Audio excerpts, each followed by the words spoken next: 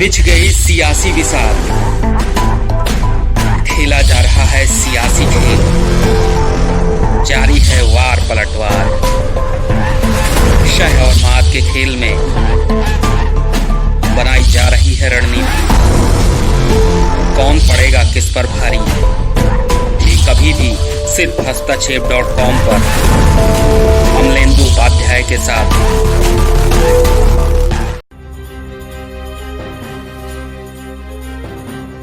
नमस्कार, दिन भर की बड़ी खबरों में आपका स्वागत है। मैं हूं दामिनी। इस बुलेटिन में आज बात होगी कृषि बिल पर पीएम की सफाई की, अन्नदाताओं के जवाब की, बताएंगे कि पश्चिम बंगाल में पार्टी को एकजुट करने के लिए क्या है ममता का प्लान, जानेंगे कि टीडीपी प्रमुख चंद्रबाबू नायडू ने क्यों दी आंध्र सरकार को चुनौती, और बुलेटिन के आखिर में बात सरकारी कंपनियों को बेचने में जुटी मोदी सरकार की। लेकिन तमाम बड़ी खबरों से पहले एक नजर सुर्खियों पर। लोगों की स्वास्थ्य सुविधाओं को लेकर सुप्रीम कोर्ट की अहम टिप्पणी। सरकार ने कहा कि अच्छी स्वास्थ्य सेवा हासिल करना सभी का मौलिक अधिकार, सरकार को सस्ती और अच्छी स्वास्थ्य सेवा देने की उठानी होगी जिम्मेदारी। कांग्रेस की कार्यकारी अध्यक्ष सोनिया गांधी ने पार्टी नेताओं की कल बुलाई बड़ी बैठक में कांग्रेस अध्यक्ष के चुनाव को लेकर भी हो सकती है बात। पार्टी नेतृत्व से नाराजगी जताने वाले नेताओं से भी बात करेंगी सोनिया गांधी। पश्चिम बंगाल विधानसभा के अध्यक्ष ने नामंजूर किया शुभेंदु अधिकारी का इस्तीफा। शुभेंदु ने विधानसभा अध्यक्ष को भेजा था अपना इस्तीफा। विधानसभा अध्यक्ष ने शुभेंदु को 21 दिसंबर को पेश होने के दिए निर्देश। कृषि बिल फाड़ने पर बीजेपी ने केजरीवाल के खिलाफ दर्ज कराई शिकायत। संसद मार्ग थाने में दर्ज कराई गई शिकायत। दिल्ली विधानसभा में चर्चा के दौरान सीएम केजरीवाल ने फाड़ी थी कृषि बिल की कॉपी। शेयर बाजार में तेजी का सिलसिला जारी, नई ऊंचाइयों पर सेंसेक्स और निफ्टी। बीएसई का सेंसेक्स 70 अंक की बढ़त के साथ 46,961 पर हुआ बंद। एनएसई का निफ्टी 20 अंकों की तेजी के साथ 13,761 पर हुआ बंद। और सुर्खियों के बाद बात आज की सबसे बड़ी खबर की। कृषि कानूनों को लेकर मोदी सरकार बुरी तरह से उलझी दिखाई दे रही है। सरकार को समझ में नहीं आ रहा कि अन्नदाताओं को कैसे मनाया जाए। शुरुआत में सरकार की ओर से कहा गया कि वो कानून में संशोधन को तैयार हैं, लेकिन जब अन्नदाता इतने से नहीं माने तो अब सरकार की ओर से कानून के फायदे बताने का अभियान शुरू कर दिया गया है। पीएम ने खुद कमान अपने हाथ में ले ली है और आज उन्होंने मध्य प्रदेश के अन्नदाताओं को संबोधित भी किया। और इसी खबर पर चर्चा के लिए हमारे साथ हैं राजीव जी। राजीव जी, स्वागत है आपका। लेकिन चर्चा शुरू करने से पहले देखते हैं ये रिपोर्ट। अन्नदाता कृषि कानूनों को वापस लिए जाने की मांग पर अड़े हुए हैं, लेकिन सरकार भी अड़ गई है कि ये कानून वापस नहीं होंगे। किसान सड़क पर आए तो सरकार ने भी कृषि कानून के फायदे बताने के लिए अभियान शुरू कर दिया। इसकी कमान खुद पीएम मोदी ने संभाल रखी है। पीएम मोदी आज संबोधित तो मध्य प्रदेश के किसानों को कर रहे थे, लेकिन सुना वो पूरे देश के अन्नदाताओं को रहे थे। वीडियो कॉन्फ्रेंसिंग के जरिए हुए इस संवाद में पीएम मोदी ने कहा कि कृषि सुधार के लिए ये कानून बेहद जरूरी है। विपक्ष एमएसपी पर गलत बयान दे रहा है। अगर हमें एमएसपी हटानी होती तो स्वामीनाथन रिपोर्ट लागू ही नहीं की जाती। मैं हर किसान को ये भरोसा देता हूँ कि पहले जैसे एमएसपी दी जाती थी वैसे ही दी जाती रहेगी। इसके साथ ही पीएम मोदी ने कृषि उत्पाद बाजार समिति को लेकर कहा कि एपीएमसी को लेकर भी गलत बातें फैलाई जा रही है। हमने एपीएमसी को खत्म नहीं किया है, सिर्फ अन्नदाताओं को नया विकल्प दिया है। पिछले 70 साल से सरकार किसानों को कहती आई है कि आप इसी मंडी में फसल बेच सकते हैं, लेकिन हमने नए कानून में इसे बदला है। अब अन्नदाता वहां फसल बेच सकता है जहां उसे फायदा दिखे। कॉन्ट्रैक्ट फार्मिंग एग्रीमेंट भी पहले से चल रहा है, ऐसा पहली बार नहीं हुआ है। पीएम मोदी ने कहा कि कई जगहों पर अन्नदाताओं ने नए नियम के तहत अपनी फसल बेचना शुरू कर दिया है। इसके साथ ही पीएम मोदी ने बताया कि देश के कई राज्यों में पहले से ही कॉन्ट्रैक्ट फार्मिंग एग्रीमेंट चल रहे हैं, ऐसा पहली बार नहीं हुआ है। पंजाब की कांग्रेस सरकार ने हाल ही में ऐसा ही एक कॉन्ट्रैक्ट किया था। पीएम अपने संबोधन में कृषि बिल के फायदे गिनाते रहे, लेकिन अन्नदाताओं पर इसका ज्यादा असर नहीं दिख रहा है और इसी कारण सिंघू बॉर्डर पर उनका आंदोलन भी जारी रहने के संकेत मिल रहे हैं। राजीव जी, जो अन्नदाता सिंघू बॉर्डर सहित दिल्ली के तमाम बॉर्डरों पर बैठे हुए हैं, उनसे तो पीएम बात नहीं कर रहे हैं और देश के अलग अलग राज्यों के अन्नदाताओं को कृषि बिल के फायदे गिना रहे हैं। जो अन्नदाता आंदोलन कर रहे हैं वो भी पीएम से बात करना चाहते हैं। क्यों पीएम को सबसे पहले उन अन्नदाताओं से बात नहीं करनी चाहिए जो सैकड़ों किलोमीटर चलकर दिल्ली तक आए हैं? जी दामिनी, आज मध्य प्रदेश में नए कृषि कानूनों पर हमारे प्रधानमंत्री ने बहुत सी बातें की, विपक्षियों पर तोहमत लगाई, किसानों को गुमराह करने की बात की और यह दावा तक कर दिया कि देश भर में अन्नदाताओं ने नए कृषि सुधारों को न सिर्फ गले लगाया है बल्कि भ्रम फैलाने वालों को भी सिरे से नकार रहे हैं। उन्होंने कहा कि जिन लोगों को आशंका है उनसे मैं कहूंगा कि वे एक बार फिर से सोचें। पीएम ने फिर वही बात दोहराई है दामिनी कि इन कानूनों से कृषकों को यानी किसानों को फायदा है। एक भी मंडी जो है वो बंद नहीं हो रही है और न ही एमएसपी को लेकर कोई समझौता होगा। दामिनी, अगर पीएम की इन बातों में उतनी ही सच्चाई होती जितनी वो दावा कर रहे हैं तो फिर लगातार 23वें दिन भी हजारों किसान दिल्ली के बाहर धरना क्यों दे रहे होते।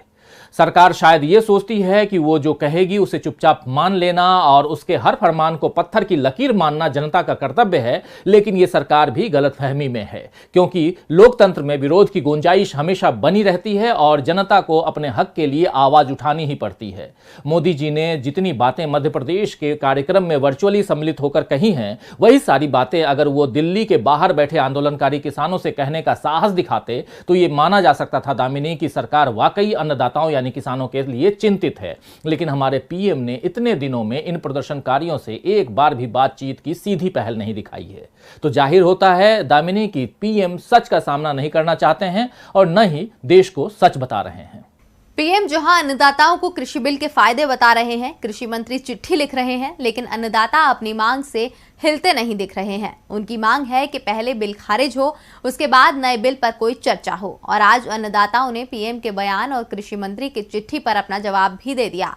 तो क्या कहा अन्नदाताओं ने, देखिए हमारी ये रिपोर्ट। दिल्ली बॉर्डर पर अन्नदाताओं के प्रदर्शन का आज 23वां दिन था। उम्मीद थी कि आज सरकार की ओर से चर्चा का कोई प्रस्ताव आएगा, लेकिन इस इंतजार में आज का भी दिन निकल गया। अन्नदाता अड़े हुए हैं कि जब तक सरकार कानून वापस नहीं लेगी तब तक वो पीछे नहीं हटेंगे। पीएम मोदी के आज के संबोधन को लेकर भी इंतजार था कि शायद वो कोई बीच का रास्ता निकालने की पहल करेंगे, लेकिन पीएम ने अन्नदाताओं की मांग पर कोई बात नहीं की। इसे लेकर राकेश टिकैत ने कहा कि पीएम की अधिकतर बातें गलत हैं। सरकार कृषि क्षेत्र का निजीकरण करना चाहती है, अन्नदाताओं को दबाने की कोशिश कर रही है।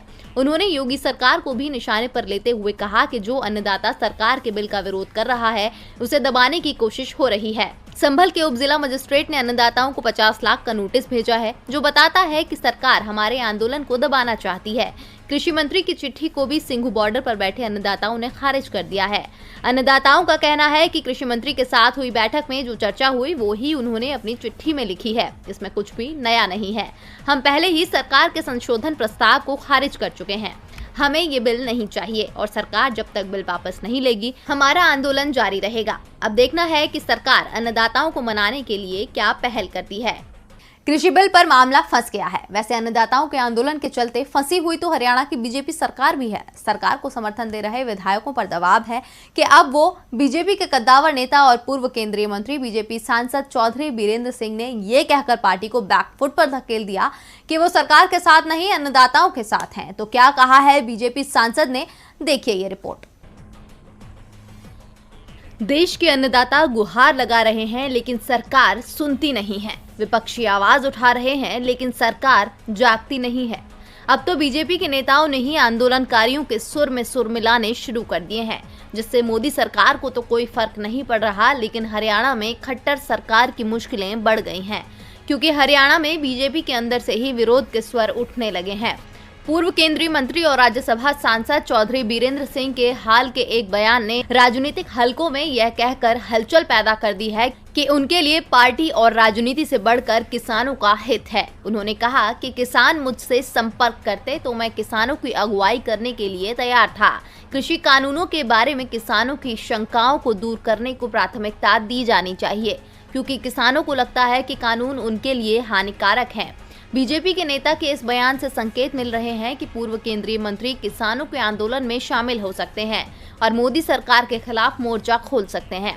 अगर वाकई उन्होंने घेराबंदी शुरू कर दी तो खट्टर सरकार का खिसकना तय है, क्योंकि जब बीजेपी के नेता ही आवाज उठाएंगे तो बीजेपी के सहयोगी और डिप्टी सीएम दुष्यंत चौटाला पीछे नहीं हटेंगे। पहले ही वो किसानों को हक देने की बात कह चुके हैं और अब तो उन्हें मोर्चा खोलने का मौका भी मिल गया है। वो किसानों का साथ देने के लिए बीजेपी का साथ छोड़ सकते हैं। अब देखना होगा कि क्या नेताओं की तरह चौटाला भी सड़कों पर उतरकर बीजेपी के लिए परेशानी का सबब बनेंगे या नहीं। अन्नदाताओं के आंदोलन से दिल्ली में बीजेपी फंसी हुई है, तो बंगाल में ममता के लिए बीजेपी ने मुश्किलें खड़ी कर दी हैं। टीएमसी के एक के बाद एक बड़े नेता पार्टी छोड़ रहे हैं और अब ममता बनर्जी ने भी इसका जवाब देने का प्लान बना लिया है। तो क्या है ममता की तैयारी, देखिए हमारी ये रिपोर्ट। अगले साल के शुरू में होने वाले पश्चिम बंगाल विधानसभा से पहले ममता बनर्जी की टीएमसी में बगावत तेज होती जा रही है। शुभेंदु अधिकारी के टीएमसी से इस्तीफा देने के बाद पार्टी में इस्तीफे का दौर शुरू हो गया है। गुरुवार को आसनसोल से टीएमसी के विधायक जितेंद्र तिवारी के साथ south Bengal state transport corporation के अध्यक्ष दीप्तांशु चौधरी ने भी पार्टी से इस्तीफा दे दिया। वहीं आज सुबह एक और विधायक का इस्तीफा सामने आ गया। बैरकपुर के विधायक शीलभद्र दत्ता ने टीएमसी छोड़ने का ऐलान कर दिया है। टीएमसी की सबसे बड़ी चिंता शुभेंदु अधिकारी के इस्तीफे के बाद से शुरू हुई है। शुभेंदु ने टीएमसी से इस्तीफा दिया और कुछ ही देर बाद वो वर्धमान से टीएमसी सांसद सुनील मंडल के साथ बैठक कर रहे थे, जिससे संकेत मिल रहे हैं कि सुनील मंडल भी टीएमसी छोड़ सकते हैं।